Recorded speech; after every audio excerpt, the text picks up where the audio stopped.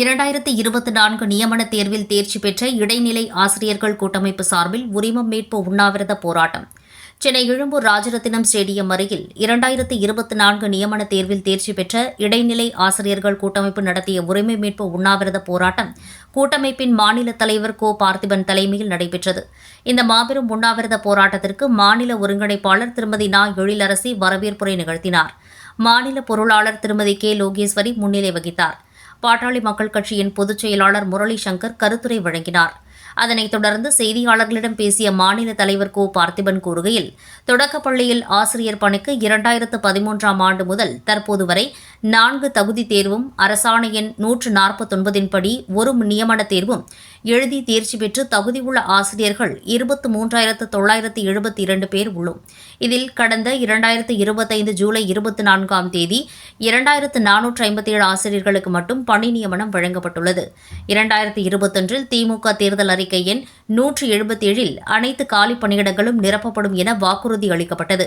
மேலும் 2024ஆம் ஆண்டு சட்டப்பேரவையில் முதல்வர் 110 விதியின் கீழ் 19,260 காலி பணியிடங்கள் நிரப்பப்படும் என கூறினார். ஆனால் 2013 முதல் 2024 வரை தொடக்கப்பள்ளியில் ஒரு காலி பணியிடமும் நிரப்பப்படவில்லை. தற்போது வரை தொடக்கப்பள்ளியில் சுமார் 20,000 காலி பணியிடங்கள் உள்ளது.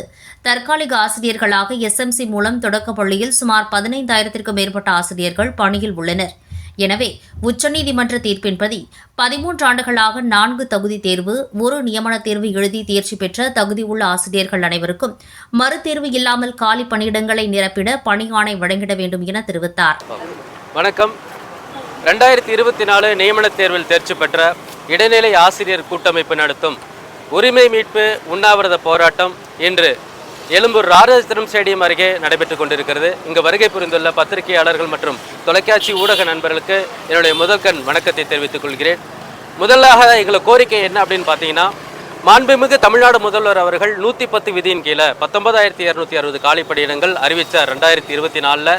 அதை முழுமையாக நிரப்ப வேண்டும், அதுவும் உடனடியாக இந்த ஆண்டுக்குள்ளே நிரப்ப வேண்டும் என கேட்டுக்கொள்கிறேன்.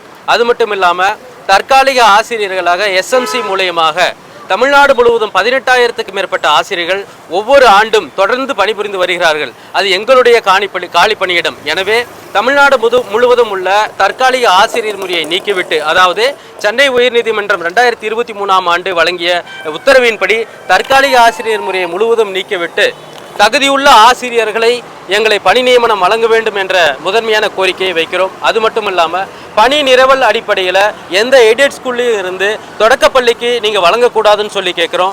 மிக மிக முக்கியமாக கேட்குறோம். அதாவது 5 ஆண்டு முடியக்கூடிய இந்த தருவாயில் நாங்கள் கேட்கக்கூடிய விஷயம் என்னென்னா, 177 தேர்தல் அறிக்கையில் ஆட்சி பொறுப்பேற்றவுடன் அனைவருக்கும் அரசு பணி வழங்குவோம் என்று வாக்குறுதியை கட்டாயமாக நிறைவேற்ற வேண்டும் என கேட்கிறோம். அது மட்டும் இல்லாமல் நியமன தேர்வு எழுதிய ஆசிரியர்கள் அனைவருக்கும் வாழ்நாள் சான்றிதழ், அதாவது லைஃப் டைம் சர்டிஃபிகேட்டை நீங்கள் வழங்கி அந்த சர்டிஃபிகேட்டின் அடிப்படை மதிப்பெண் எவ்வளோ பெற்றிருப்போ அதன் அடிப்படையில் ஆண்டுக்கு 5,500 7,000 படிப்படியாக பணி நியமன ஆணை வழங்க வேண்டும் என இந்த உண்ணாவிரத்தின் வழியாக கோரிக்கை வைக்கிறோம். அதாவது மத்திய அரசு சமக்கிர சிக்ஷா திட்டத்தின் மூலியமாக நிதி வழங்கவில்லை.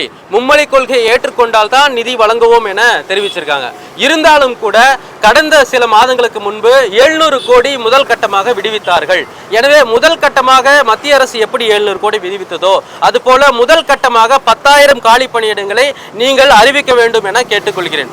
ஒருவேளை இந்த 5 ஆண்டு முழுவதும் எங்களுக்கு பணி நியமன ஆணை வழங்கவில்லை என்றால் எங்களுடைய வாக்காளர் அட்டையை திருப்பி கொடுத்துவிட்டு வாக்கு செலுத்த மாட்டோம் என்ற உறுதி நிலைப்பாட்டோடு நாங்கள் இருக்கிறோம். அதாவது எந்த காரணத்தை கொண்டும் தொடக்கப்பள்ளிக்கு இந்த சுணக்கத்தை காட்டவே கூடாது. 13 வருஷமா 2025 வரைக்கும் ஒரு போஸ்ட் கூட போடல. 2012 டிசம்பர் 13ஆம் தேதி மாண்புமிகு முன்னாள் முதல்வர் ஜெயலலிதா மேடம் அவங்க மட்டும்தான் 12,500 காலி பணியிடங்கள் நிறைவேற்றினாங்க. அதுக்கப்புறம் தொடர்ந்து 13 வருஷம் ஒரு போஸ்ட் கூட போடலை. இப்போ 2025ஆம் ஆண்டு டெபுட்டி சிஎம் அவங்க மூலியமா 2,400 போஸ்ட் மட்டும் தான் போட்டிருக்காங்க. இது பெரிய சாதனை எல்லாம் கிடையாது. வருஷத்துக்கு 1000 போஸ்ட் போட்டிருந்தாலும் 13 வருஷத்துல 13,000 போஸ்ட் போட்டிருக்க வேண்டும். அது மட்டும் இல்லாமல் காலி பணியிடங்களே 20,000 இருக்கு. நாங்கள் உபரியா இருக்கிற காலி பணியிடங்கள் தான் கேட்குறோம். வருடம் தேர்வு நடத்தியிருந்தா இந்த போராட்டமோ ஆர்ப்பாட்டமோ கோரிக்கை மனுக்களோ இருந்திருக்காது. இப்படி 13 வருஷம் கழிச்சு போடுற போஸ்டிங்ஸ்ல ஏற்கனவே டிஆர்பி தேர்வாணையம் அறிவித்த 15,000 காலிப்பணியிடங்களை நிரப்பாம 2,400 காலிப்பணியிடங்களை முதன்மையாக நிரப்பியதால் தான் இவ்வளவு பெரிய தேக்க நிலை ஏற்படுது, இந்த போராட்ட நிலை ஏற்படுது. இது எல்லாத்துக்கும் முழுக்க காரணம் தற்காலிக ஆசிரியர் முறையை தொடர்வதால் மட்டும்தான் இவ்வளவு பெரிய பாதிப்பு எங்களுக்கு இருக்குன்றதை தெரிவிச்சுக்கிறோம். இந்த உண்ணாவிரத போராட்டத்தில் மாநில ஒருங்கிணைப்பாளர்கள் ப. வசந்தகுமார், பே. பன்னீர் முருகன், விஜயகுமார் உட்பட 1000க்கும் மேற்பட்ட ஆசிரியர்கள் தமிழகம் முழுவதும் இருந்து கலந்து கொண்டனர். உண்ணாவிரதத்தின் நிறைவாக மாநில செயலாளர் திருமதி க. விஷ்ணுபிரியா, மாநில ஒருங்கிணைப்பாளர் திருமதி ப. சங்கீதா ஆகியோர் நன்றி உரையாற்றினார்கள்.